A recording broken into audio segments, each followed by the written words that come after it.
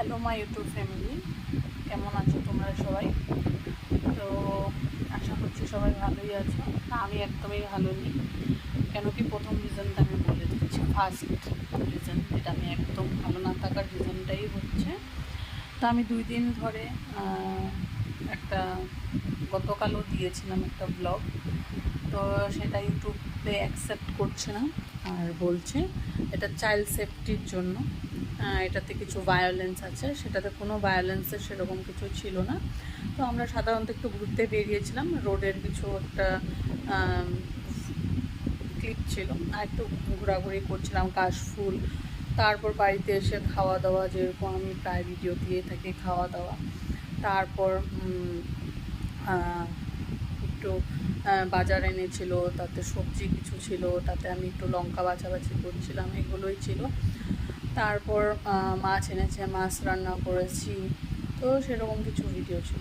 তা আমি এটাই বুঝতে পারছি না, হ্যাঁ, যারা অভদ্রতামি গালাগালি করে ভিডিওগুলো করে সেগুলো ইউটিউবে অ্যাকসেপ্ট করে নেয়। আমি এটাতে এরকম কী ভিডিও দিয়েছি যেটা ইউটিউবে অ্যাকসেপ্ট করছে না, আর আমাকে বারবার গতকালও সেরকম আমাকে বলেছে ভিডিওটা ডিলিট করে দিতে, রিমুভ করতে। আর আজকেও সেম ভিডিও দিয়েছি, আজকেও বলছে রিমুভ করে দিতে। তো আজকের ভিডিও তো সেরকম কিছু ছিল না, আজকের ভিডিওটা তো ব্লগটা তো ছিল সেরকম আথার একটু বুক নিয়ে পড়ছিল, তারপর আমি ওকে দুধ খাইয়ে দিয়েছি।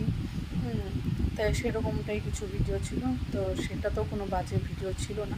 তো এটাতে চাইল্ড সেফটির কী ব্যাপারটা এসে পড়লো আমি সেটাই বুঝতে পারছি না। তো তাদের একটাই কথা, রিমুভ করে দাও।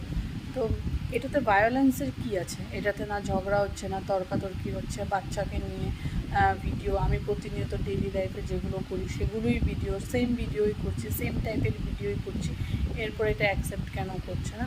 যদি তোমাদের কারো জানা থাকে আমাকে একটু বলবে। তো এখন তো আমি বাধ্যতে পড়ে ভিডিওটা রিমুভ করেছি। তো উপায় নেই আমার কাছে, বারবার আমাকে মেল আসছে যে ভিডিওটা রিমুভ করে দিতে, এটা চাইল্ড সেফটির একটা ব্যাপার আছে, বাচ্চাদের খারাপ একটা এফেক্ট হবে। তো যার জন্য আমাকে ভিডিওটা ডিলিট করতে বললো। তো তোমাদের জানা থাকলে প্লিজ আমাকে দয়া করে জানাবে যে অ্যাকচুয়ালি আমি কী ভুল করেছি ভিডিওটাতে, যে ভিডিওটা